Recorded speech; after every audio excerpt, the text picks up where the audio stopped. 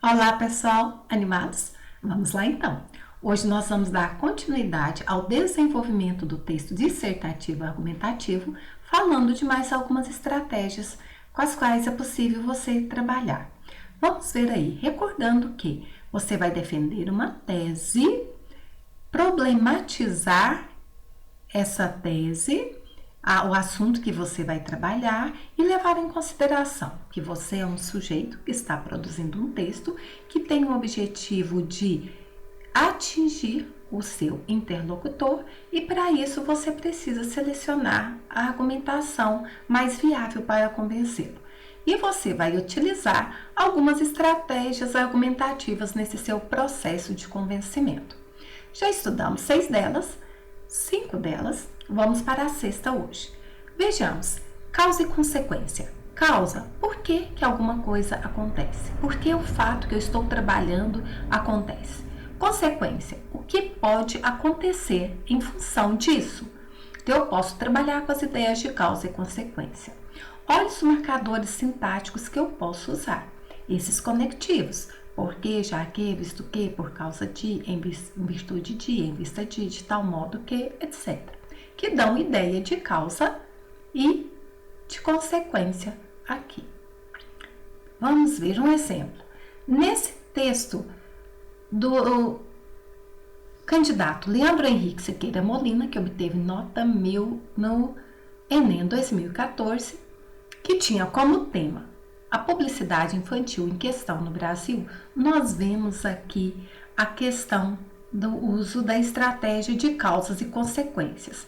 Vejam, depois você pode fazer um print, ler o texto todo, mas eu vou focar só nas estratégias que estamos estudando no momento, tá bom?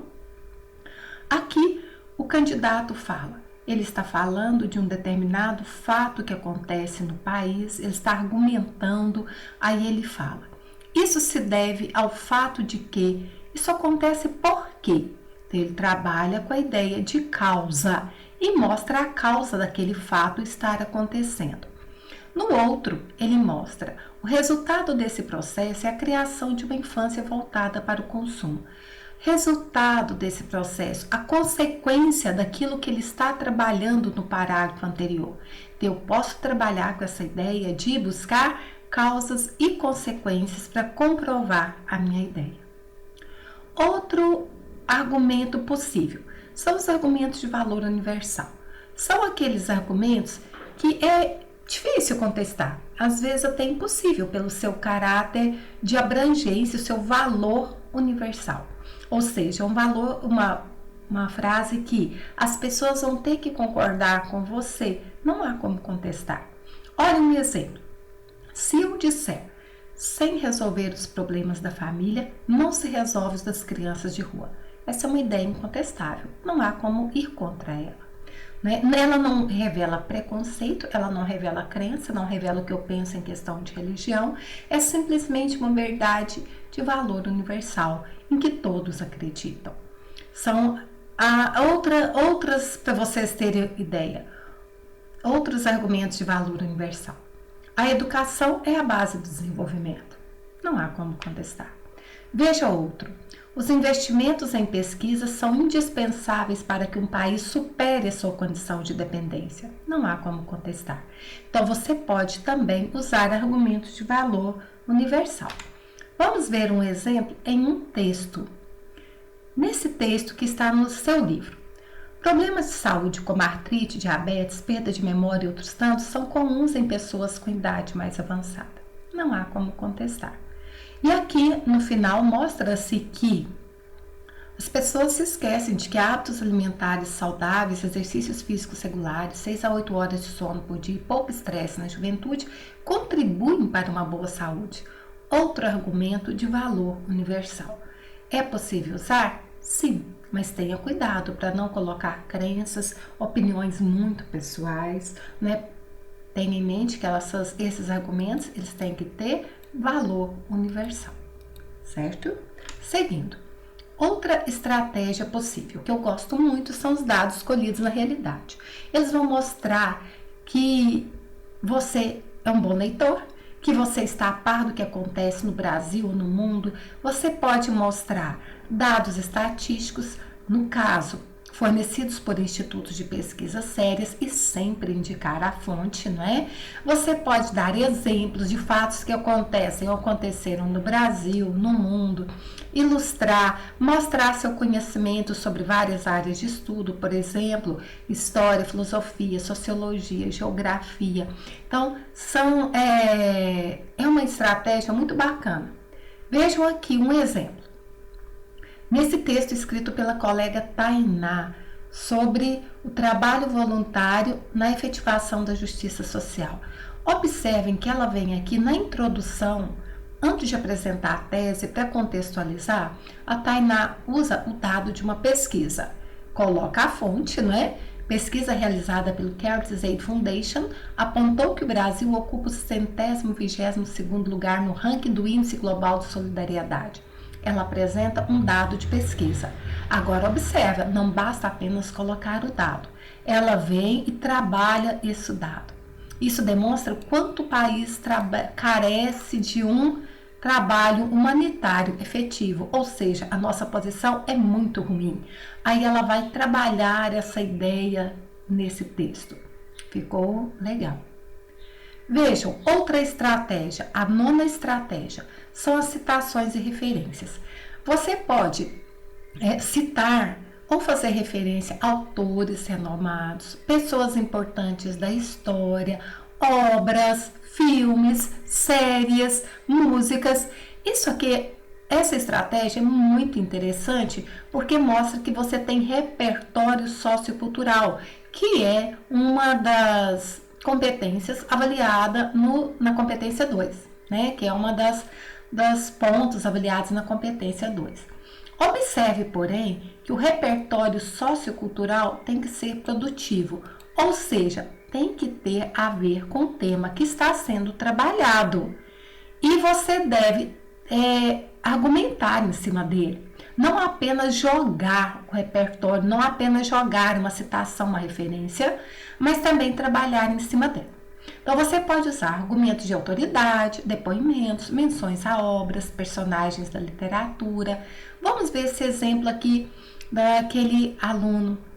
do aluno Leandro Henrique, do candidato, né, Leandro Henrique, que também obteve 1000 no Enem 2014. Ele vem inicia o texto dele com uma citação do pensador francês Victor Hugo. Vou ler com vocês. Abre aspas. O progresso roda constantemente sobre 2 engrenagens. Faz andar uma coisa esmagando sempre alguém. A frase do escritor e pensador francês Victor Hugo exprime a ideia de que o sistema capitalista funciona baseando-se na exploração constante dos indivíduos. Analisando esse conceito, reticências. Observe que ele coloca em discurso direto, abre aspas, coloca a frase, mostra de quem é a frase e trabalha esta frase relacionando as ideias que ele quer exprimir. Essa frase exprime a ideia de que o sistema capitalista, analisando esse conceito. Então, vejam, aqui eu tenho um argumento de autoridade, a citação de um pensador. Aqui abaixo eu tenho também uma referência histórica. Observe, ele coloca as ideias dele e mostra. Isso se deve ao fato de que com o advento do neoliberalismo, ele vem mostrar aí o seu conhecimento de história. Então isso é muito legal, essa estratégia de você fazer citações, referências a obras, pensadores, momentos históricos, valoriza demais o seu texto. Vamos ver outra. Relatos e descrições. Vejam o seguinte, os relatos, eles pertencem à tipologia narrativa, que consiste em eu contar algum fato que me aconteceu em determinado lugar, tempo, então pertence à narração. E descrição. São 2 tipologias diferentes da minha tipologia dissertativa argumentativa que eu estou trabalhando. Mas eles podem entrar no texto com determinados objetivos. Por exemplo, eu posso fazer relato de um fato para ilustrar uma situação e depois eu passo a argumentar. Eu posso fazer a descrição para que o leitor construa uma imagem mental de um objeto ou de uma situação. Tudo isso deve ser usado em prol do que eu estou defendendo. Veja um exemplo. Nesse texto, está aí na sua apostila, pode acompanhar comigo, em que a autora trabalhou.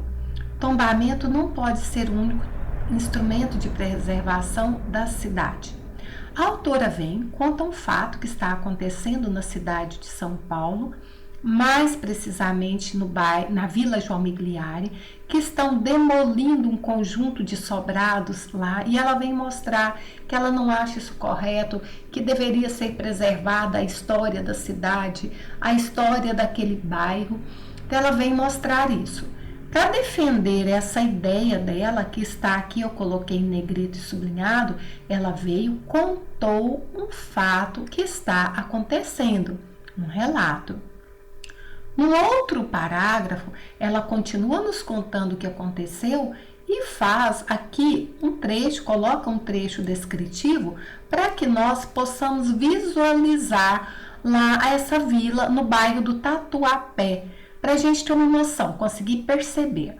Então vejam, ela usa a narração contando o que aconteceu e a descrição para a gente visualizar, mentalizar o local, mas tudo para em prol da ideia que ela está defendendo. A narração e a descrição não podem predominar no texto dela. Então é uma estratégia que podemos usar sim, porém devemos ser cuidadosos nesse uso.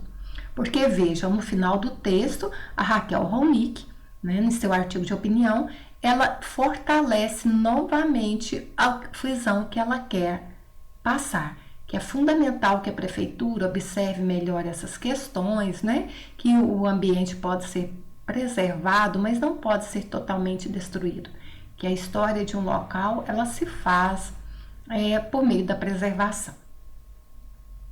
Outra estratégia, pessoal, nós já vimos antes, mas vamos reforçar, é a contra-argumentação.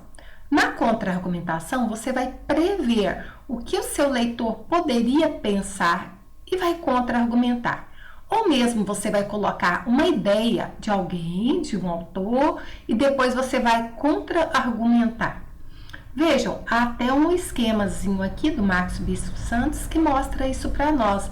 Você vai partir de uma ideia sua, vai colocar a refutação, a ideia contrária, aí você vai se opor a ela por meio de elementos de oposição, mas, porém, todavia, contudo, entretanto, no entanto, ou de concessão, embora, apesar de reticências, você vai refutar para depois você reafirmar aquilo que você está querendo dizer.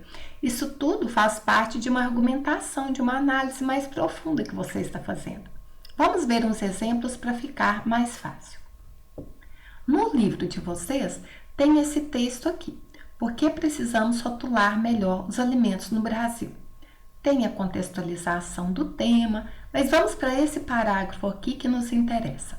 Quando fala assim, o assunto era, pessoal, por que é preciso rotular melhor os alimentos no Brasil? Ele fala da apresentação das informações dos rótulos de alimentos ultraprocessados, que gerou uma polêmica aí no país. Se é preciso ou não mudar os rótulos, de quem são esses interesses, não é? Mas vamos ver aqui. Nesse trecho, a autora coloca: um dos argumentos mais frágeis utilizados pelos fabricantes é de que o modelo de advertência poderia causar uma retração de 10% no consumo interno, porque os brasileiros não ficariam satisfeitos com as mudanças implementadas no rótulo. Ela coloca um dos argumentos dos fabricantes. Aí a autora vem se contrapor a isso. A estimativa, porém, é totalmente incompatível com dados divulgados pela própria indústria. Então, a autora vem e se contrapõe a essa ideia aqui para reafirmar o seu ponto de vista. Vamos ver, num texto produzido pela colega de vocês, pela Tainá, nós vamos ver também esse uso da contra-argumentação. Vamos ver para ficar mais fácil para vocês entenderem. Está aqui o texto da Tainá O tema era o trabalho voluntário na efetivação da justiça social. Como eu mostrei para vocês, a Tainá veio aqui, contextualizou o tema, colocou a tese com qual ela vai trabalhar, que o país carece de um trabalho humanitário efetivo, já que a maior parte dele ocorre visando a promoção dos envolvidos e pelo fato de o governo tirar proveito dessas ações para não cumprir com seus deveres. Então, ela coloca a tese dela, cita os argumentos com os quais ela vai trabalhar. Vamos ver, já falei com vocês que ela usou aqui, uma das estratégias foi dados escolhidos na realidade. Ela veio, colocou um dado estatístico, mostrou a fonte, ficou ótimo. Vamos ver aqui no parágrafo do desenvolvimento. A Tainá coloca: a princípio, o voluntarismo se contrapõe ao verdadeiro objetivo do trabalho voluntário. Essa é uma afirmação. É uma ideia aí da Tainá. Ela vem e coloca: o pesquisador Wering assegura que o turismo alternativo é uma modalidade turística, a qual denota função especial ao meio ambiente e assistência social. Ela colocou a visão de um pesquisador.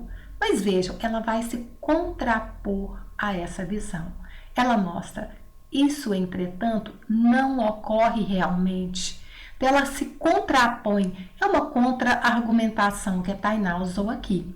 Isso, entretanto, não ocorre realmente, tendo em vista que uma grande parte dos voluntários se aproveitam das boas ações para se autopromoverem, expondo de forma inconsequente a situação do país e do povo que visita, tratando aquele lugar como atração turística e não como um território que necessita de doações. Viram? Assim, nós podemos fazer a contra-argumentação. Aproveitando o texto da Tainá, vamos ver aqui que outras estratégias ela colocou. No terceiro parágrafo, a Tainá vem com o seu segundo argumento. Vamos olhar o tópico frasal. Além disso, o cenário político atual tem favorecido a ideia de que a pobreza e a efetivação da justiça social são de responsabilidade do setor privado.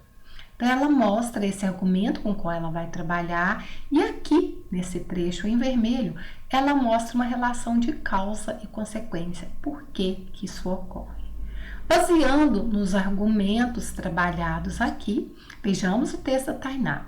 Contextualizou o tema, apresentou a sua tese, trabalhou seu primeiro argumento no segundo parágrafo, trabalhou seu segundo argumento no terceiro parágrafo e no quarto, Tainá vem, retoma a ideia que ela está trabalhando e fecha o texto com uma proposta de intervenção, que casa com os argumentos trabalhados. É isso, ficou bacana esse texto. Pessoal, são essas as estratégias que iremos trabalhar hoje. Vamos praticar em sala de aula e encontro vocês lá.